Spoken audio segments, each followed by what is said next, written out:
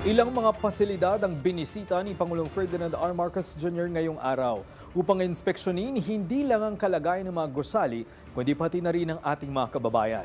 Una sa balita, si Eugene Fernandez live. Eugene?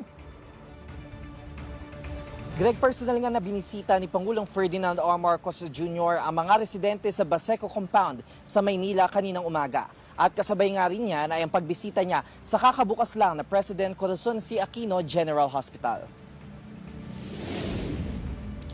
Sa kanyang pagbisita ngayong araw, pinuri ng Pangulo ang ospital sa Baseco dahil bukod sa makabagong pasilidad, nagbibigay ito ng libreng konsultasyon at mga gamot sa mga residente na tulong ng mga benepisyo mula sa PhilHealth. Malaki ang pasasalamat ng mga taga-Baseco sa serbisyo ng ospital dahil marami sa kanila ang walang kayang magbayad sa pribadong gamot at serbisyo.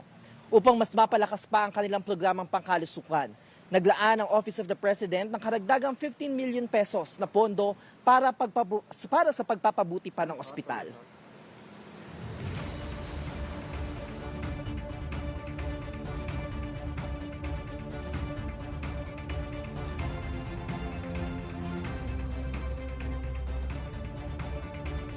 Greg, binigyan din nga rin ng Pangulo na walang yaman o kasikatan ng katumbas ng maayos na kalusugan. Sabi pa niya ay dapat kung ano man ang katayuan mo sa buhay ay magkaroon ng maayos na serbisyong pangkalusugan.